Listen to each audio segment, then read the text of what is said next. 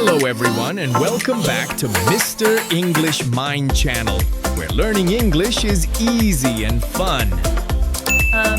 Hello everyone. Hello. I am so happy to be here. Yeah, me too. It is really nice to sit down with you. I have my coffee right here, so I'm ready. Oh, I have my coffee too. If you walked into a gym for the very first time, marched straight up to a barbell, loaded it with like 500 pounds, and just immediately tried to bench press a car. I mean, people would think you were completely out of your mind. Right. You'd literally crush yourself. No one starts there. You start with the empty bar, just to learn the basic motion. Yeah, you absolutely have to build that baseline muscle memory first. Exactly.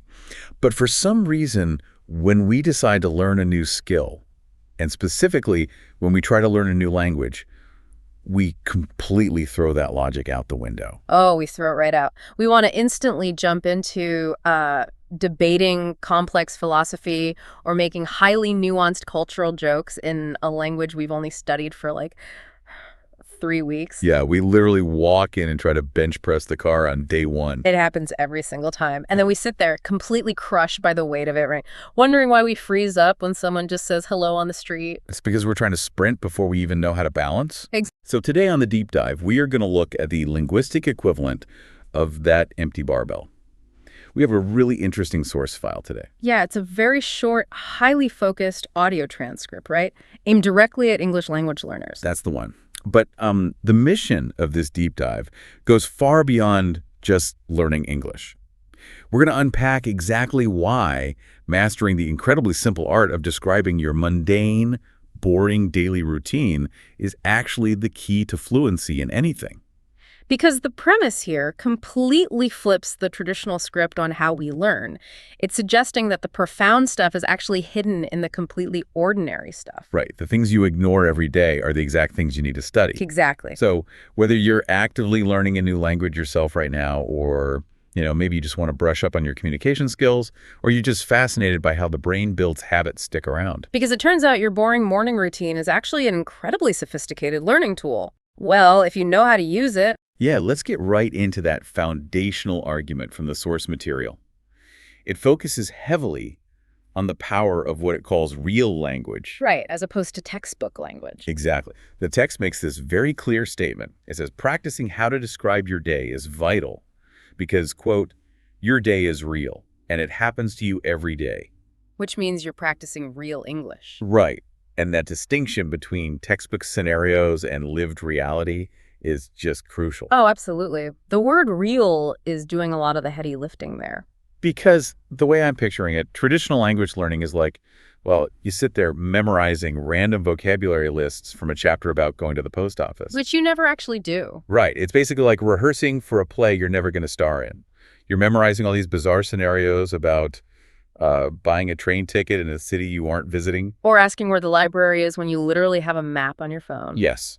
But describing your actual day, the things you physically did, that's like narrating a documentary where you are the main character. And when you focus on your actual lived reality, the source notes a specific psychological shift that occurs.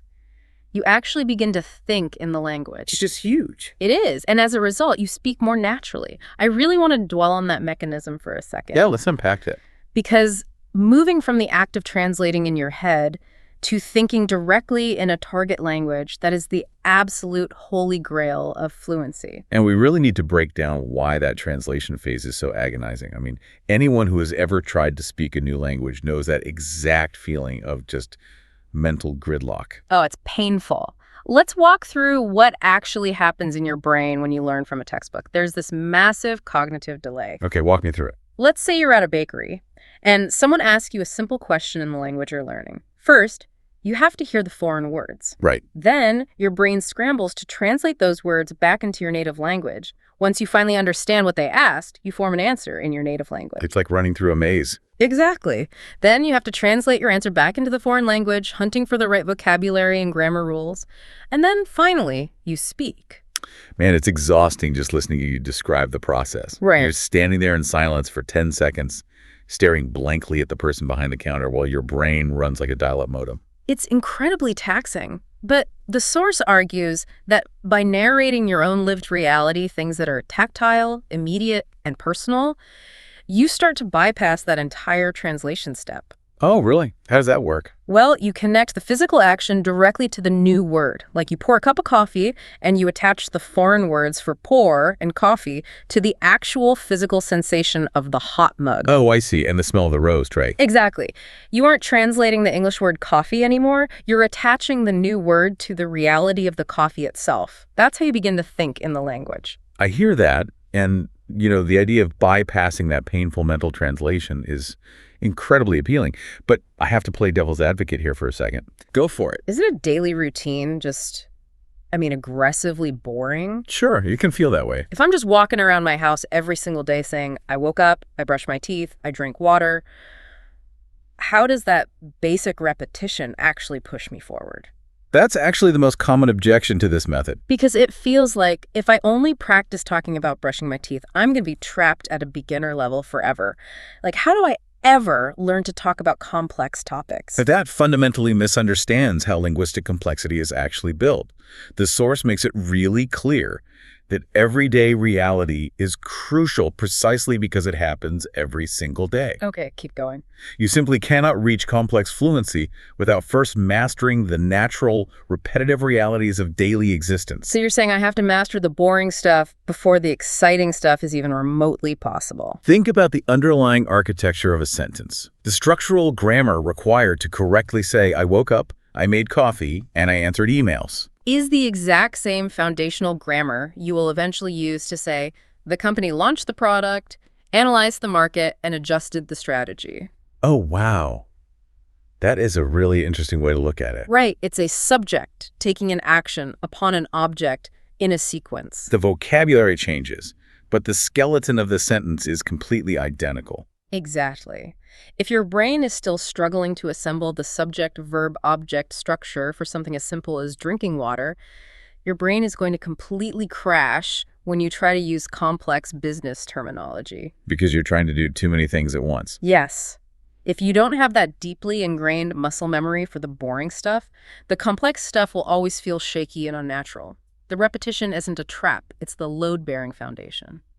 So by forcing yourself to be boring, you're actually freeing up the mental bandwidth you need to eventually master the complex vocabulary. Precisely. Because you don't have to think about the grammar anymore. It just becomes automatic. Okay, so the internal repetition builds that structural muscle memory. Yeah, exactly. Let's take this concept outside the house now. Let's look at how the source applies this to an external, real-world social situation. Oh, this is where the immediate payoff happens. Because practicing in your kitchen is one thing, but actually talking to another human being is a completely different challenge. It absolutely is. The source presents this very specific, really common scenario. Meeting someone new. You're out in the world, and this new person asks you a standard question. What did you do today? Right, the classic small talk opener. Yeah.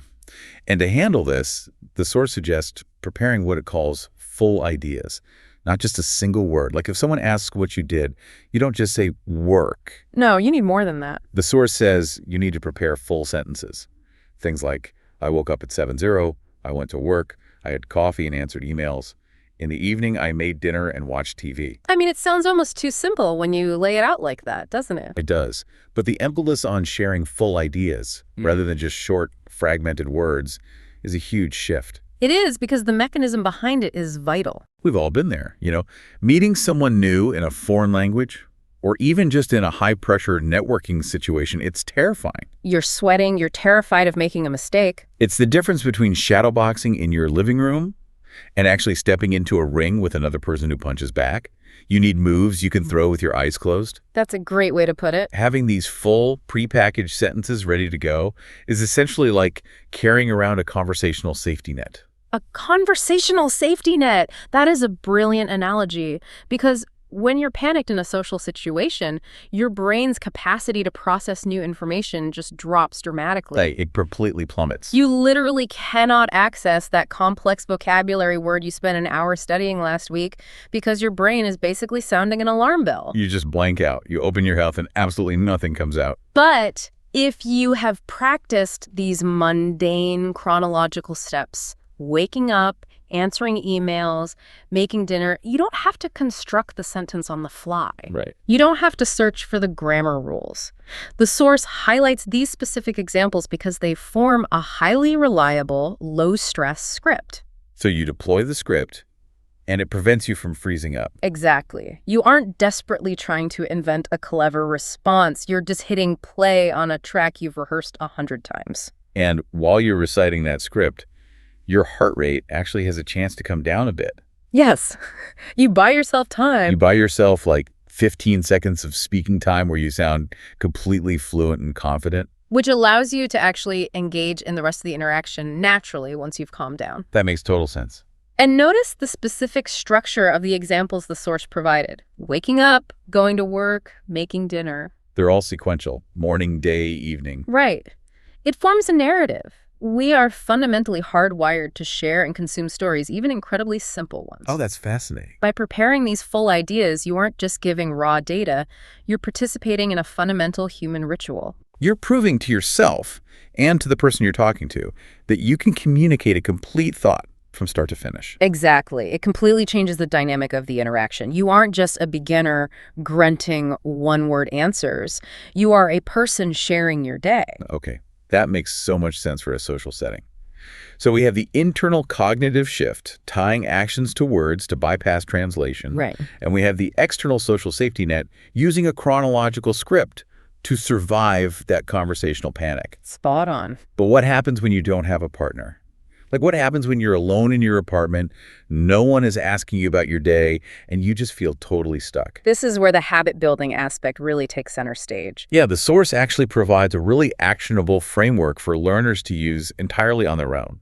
It gives a piece of advice for whenever you don't know what to say. And what does it suggest? It says you should start with simple questions. And it lists 5 very specific ones to ask yourself. Let's hear them. What did I do today? What time did I wake up? What did I eat? Where did I go? What did I do in the evening? Those are incredibly practical. They are. And the source promises that answering these questions helps you remember vocabulary and build strong English habits. Which is essentially self-interrogation as a continuous learning tool. Exactly. When I first read that, I realized the source is essentially teaching a technique of relentless self-interviewing. And if you look closely at those 5 specific questions, they aren't just random conversation starters. No, they're really deliberate. They cleverly cover the absolute core verbs and nouns of the human experience. Let's break that down. You have time and numbers. What time did I wake up? Right. You have sustenance and nouns. What did I eat? You have movement and directions. Where did I go? And you have rest or recreation. What did I do in the evening? It maps out the entirety of a normal day. It's basically a complete grid. Let's look at the claim the source makes about memory here, though. The text explicitly states that asking these questions helps you remember vocabulary. Yeah, we need to ask why this specific method works so much better than traditional memorization. Right. Like, why does answering the question, what did I eat today, work better than staring at a flashcard with the word apple on it? Well, I think it comes down to how the brain tags information as important. I guess it has something to do with the fact that my actual life is just much more interesting to my brain than a piece of paper. Exactly. When you try to memorize a list of facts like the capital of a country or the Spanish word for library, your brain often struggles to hold on to it without constant repetition. Because it's just abstract data. But when you tie a new vocabulary word directly to a personal action you just physically experienced, like what I ate, where I went today, you're anchoring that word to a lived reality.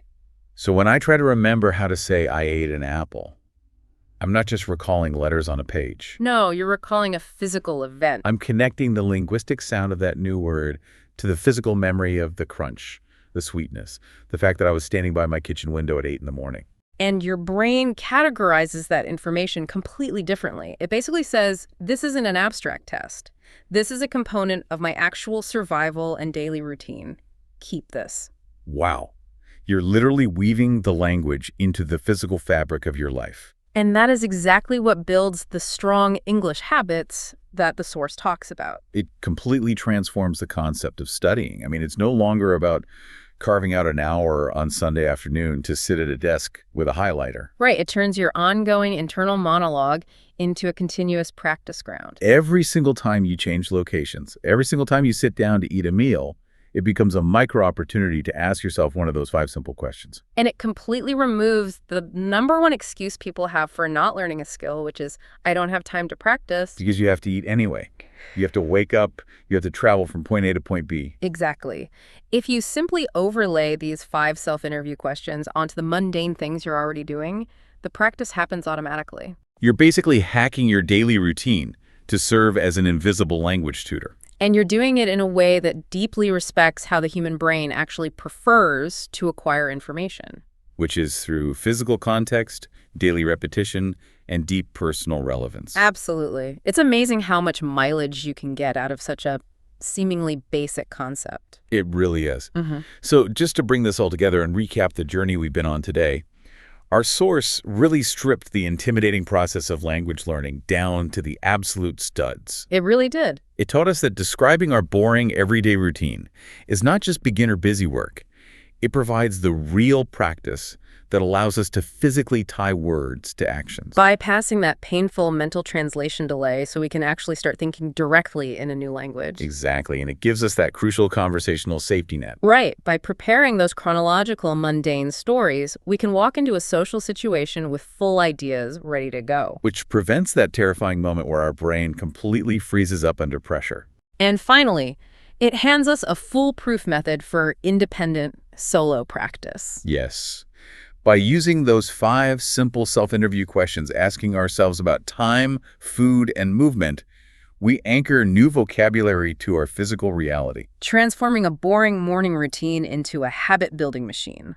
The overarching lesson here is profound, but it's deeply rooted in simplicity. It reminds us that mastering the basics of your own reality really is the foundation for mastering any complex system in the world. Whether it's lifting weights, learning a language, or building a habit. You cannot start with the heavy barbell. You have to start with the daily reps. You have to own your routine before you can own the world. I think there's a really interesting challenge to take away from this, actually. Building on the framework the source laid out today. Oh, let's hear it. Think about your own day right now. If you were forced to describe your day-to-day to a complete stranger in a language you barely know, what is the one incredibly unique daily habit you have that you'd struggle the most to explain? Oh, that's a tough one. And more importantly, how would you strip away the complexity of that habit and simplify it down into a clear, natural, basic, full idea? Man, that is a fantastic thought experiment. It really forces you to examine the hidden complexity of your own life and, hunt for the simple, universal language beneath it. It really does. Well, that is definitely something to chew on as you go about your routine today. Thank you so much for joining us on this deep dive. Keep questioning the everyday things, keep learning, and we'll catch you next time. Until next time, keep practicing your reality. If you enjoyed this video, please like, subscribe, and share it with your friends. Thank you so much.